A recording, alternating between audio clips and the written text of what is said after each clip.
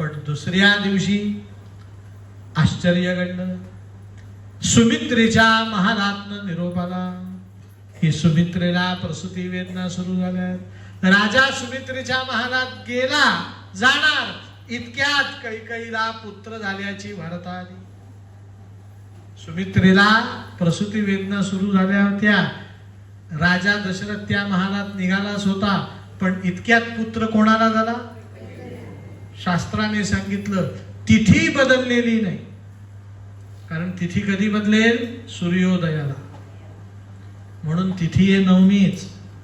वारही बदललेला नाही, फक्त नक्षत्र बदललेलं आहे. रामचंद्रांचा जन्म झालाय पुनर्वसू नक्षत्रावरती, आणि आता कैकेयीने सर्वांग सुंदर पुत्राला जन्म दिला. त्याचं नाव श्री भरत महाराज की जय. भरताचा जन्म झाला आणि सूर्योदय झाला. सूर्योदयात पूर्वम, सूर्योदय होण्याच्या आधी भरताचा काय झाला आणि मग काय झाला? मग सूर्योदय झाला, तिथी बदलली, दशमी तिथी झाली आणि दुसऱ्या दिवशी सूर्योदय झाला. आता तिथी कुठली आली? एकादशी. त्या एकादशीच्या दिवशी सुमित्रेने युग्म गर्भम, युग्म म्हणजे ट्विन्स, जुळ्या पुत्रांना जन्म दिला. श्री लक्ष्मण महाराज की, श्री शत्रुघ्न महाराज की. आता राजा दशरथाने 10 दिवस सोयर पाळलं. सोयर माहिती आहे ना तुमच्या भाषेत? सोयर, आमच्या त्र्यंबकच्या भाषेत वृद्धी. 11व्या दिवशी स्नान केलं. 12व्या दिवशी सगळ्यांचं बारसं करवण्याचं ठरवलं. वसिष्ठ ऋषींना बोलवलं आणि वसिष्ठ ऋषींनी राजा दशरथाच्या पहिल्या मुलाचं नाव ठेवलं राम. काय नाव ठेवलं? राजा दशरथाने विचारलं, महाराज राम या नावाचं महत्व सांगा. आणि राम हा शब्द काय सांगतो आम्हाला समजून सांगा.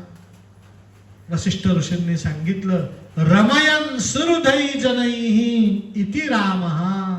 जो सगळ्यांमध्ये रममाण होतो, जो सगळ्यांमध्ये रमतो, त्याला काय म्हणतात? राम असं म्हणतात. आता किती सार्थ नावे बघा. राम मनुष्यामध्ये आला, मनुष्य होऊन राहिला, मनुष्यांमध्ये रामला. म्हणजे मनुष्यासाठी तो कोण झाला? राम. पण तोच रामचंद्र रामेश्वर क्षेत्री गेला. त्या क्षेत्री जाऊन शंकरांची पूजा केली, तर शंकरांच्या गळ्यात रामचंद्रांनी पुष्पमाळा घातली. पुष्पमाळा घालता क्षणी शंकर प्रगट झालेत आणि शंकरांनी ती पुष्पमाळा रामांच्या गळ्यामध्ये घातली. रामाने कोणाच्या गळ्यात घातली?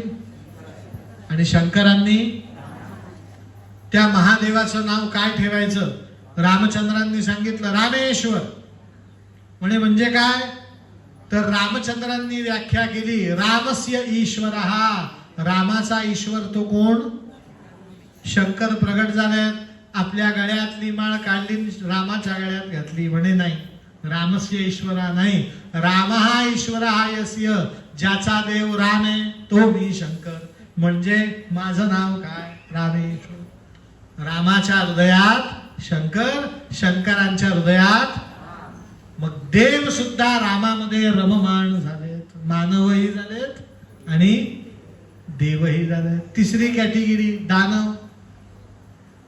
विभीषणाधिक सत्वगुण प्रधान लोक होते, ते सुद्धा रामांमध्ये रममाण झालेत. प्रभू रामचंद्रांनी जातपात पाळली. प्रभू रामचंद्र कनिष्ठ जातीच्या माणसाच्या घरी गेले, ज्याला आपण काय म्हणतो? शूद्र. त्याचं नाव केवट, नावाडी. प्रयाग क्षेत्री. प्रभू रामचंद्रांना त्याने गंगा नदी पार करून दिली. प्रभू रामचंद्रांनी सांगितलं, केवटा तुझं चरितार्थाचं साधन नाव आहे, आम्ही 4 जणांनी प्रवास केलाय, तुला काय द्यायला पाहिजे? धन द्यायला पाहिजे. पण आता मी वनवासात निघालोय, धन देत मग मी काय देऊ शकतो तुला? आलिंगन देऊ शकतो. म्हणून रामचंद्रांनी केवटाला मिठी मारण्याचा काय केला? प्रयत्न केला, केवट मागे निघाला. म्हणे रामा रामा रामा मला शिवू नका. म्हणे का? मी अंत्यज आहे. प्रभू रामचंद्रांनी सांगितलं, मला नाव तू ओलांडून घेऊन गेलाय तर तुला मी अंत्यज कसं म्हणू? राम तुझ्या नावेत बसला, त्या नावेचा मालक अंत्यज असेल का? आजपासून तू अंत्यज नाही, स्वतःचं नाव बदलून टाक, हरिदास म्हण. काय म्हण? आजपासून तू कोण? त्याने सांगितलं, म्हणे महाराज चला मी आजपासून हरिदास, तरी मला शिवू नका. म्हणे का? म्हणे मी गंगेच्या तीरातच राहतो, गंगेच्या पाण्यातच नाव चालवतो, कधी कधी मला गिराईक नसतं. मग मी काय करतो? नाव घेऊन गंगेत उतरतो आणि जाळं टाकतो. त्या जाळ्यात काय येतात? त्याला तिखट मीठ लावून खातो. महाराज मी मत्स्यहारी आहे, मांसाहार करतो. प्रभू रामचंद्रांनी सांगितलं, कालपर्यंत केला ना, उद्यापासून करू नको. मला वचन दे, ये माझ्या मिठीत. मत्स्यहार करत होता मी, विसरायला तयार आहे, तुला मी मिठी मारतो. फक्त वचन काय द्यायचं? उद्यापासून करणार नाही. ही कथा पुढे सुद्धा आहे, मी अजून तुम्हाला सांगत नाही, एवढंच सांगतो. अंत्यजांमध्ये सुद्धा राम रमला. अहो पशु पक्ष्यांमध्ये राम रमला. पशु कोण आहे? पक्षी कोण आहे? पशु आहेत वानर, माहिती आहे ना. पशु आहे खारुताई, आणि पक्षी कोण आहे? जटायू, संपाती. सगळ्यांना राम आपला वाटतो, कारण का? रामाचं कामच आहे जो सगळ्यांमध्ये रममाण होतो. त्याला काय म्हणतात? काल तुम्हाला परवा घरून तुम्ही लवकर निघाले, आम्ही तर त्र्यंबकचे लोक जेवण न करताच निघालो. आणि त्या बाईने तर 2:30 वाजता जेवण द्यायला सुरुवात केलं. विमानात कोण जेवेल तेव्हा? रात्रीचं जेवण नाही, रात्रीचा प्रवास, अवेळी कोलंबोला उतरलो, तिथून प्रवास डुलक्या घेत घेत या इथे आलो दांबुलाला. पण आल्याबरोबर मी काय केलं खरं सांगतो? पांघरून घेतलं आणि झोपून घेतलं. दातही घासली नाही, आंघोळी केली. म्हटलं संध्याकाळी कथा आहे, आपल्याला काय राहावं लागेल. थोड्याफार फरकांनी तुम्ही असंच केलं. तुम्हाला ज्या वेळेस झोप झाली त्यावेळेस काय थंड झालं? तर म्हणे आत्मा राम थंड झाला. काय थंड झाला?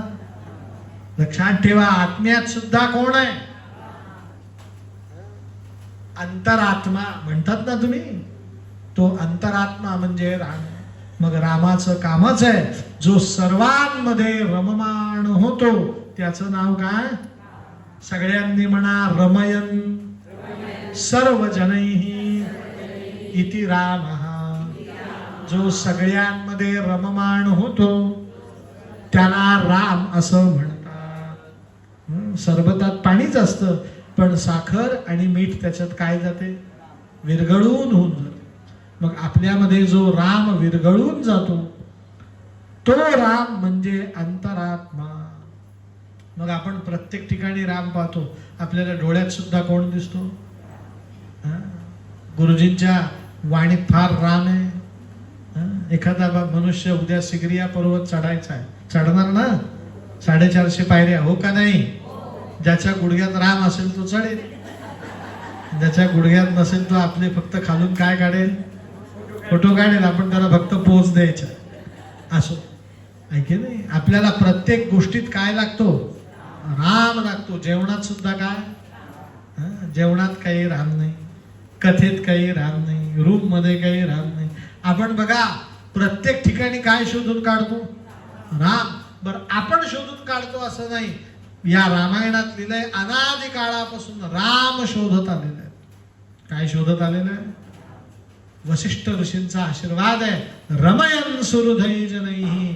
सगळ्यांमध्ये जो रममाण होतो त्याचं नाव काय? राम.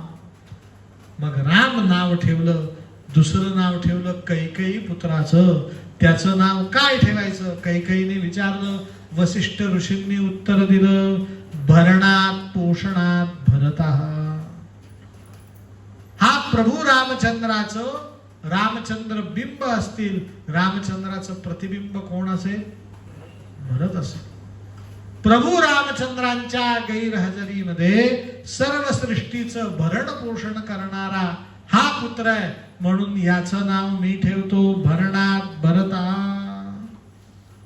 भरण म्हणजे काय? आई भरण पोषण करते. आई काय काय करते? भरण आणि भरण पोषण म्हणजे काय सांगा बरं मला आता. भरत पोषण करत नाही, फक्त भरण करतो. आई दूध पाजते स्वस्तनातलं, ज्याला स्तन्य म्हणतात, ते तिचं भरण आहे. पण ती पोषणाची काळजी घेते. माझं दूध बाळ पितं, मी आईस्क्रीम खाल्लं तर त्याला सर्दी होईल म्हणून आई आईस्क्रीम खात, हे तिचं काय आहे? पोषण आहे. मग राम पोषण करतात, पण भरण कोण करत? भरत करतो. कसा? प्रभू रामचंद्रांना दैवयोगाने 14 वर्ष वनवास मिळाला. अयोध्येच्या जनसामान्यांची इच्छा आहे रामचंद्रांचाच अभिषेक व्हावा. रामचंद्रांनीच अभिषेक पुढे जाऊन संपन्न केला. पण माझ्या प्रश्नाचं उत्तर द्या, मी कथा सांगून वेळ वाया घालवत नाही. 14 वर्षाच्या काळात अयोध्येच्या रामाची आठवण येऊ न देता अत्यंत निर्लेप भावनाने अयोध्येचं भरण कोणी केलं? केलं की नाही? याला इंग्लिश मध्ये ऍज अ ट्रस्टी म्हणतात. स्वामित्व स्वीकारलं नाही, सगळं राज्य केलं त्याने, पण स्वामित्व कोणाकडे दिलं? पादुकांना सिंहासनावर ठेवलं. आणि सगळ्या अयोध्येचं काय केलं?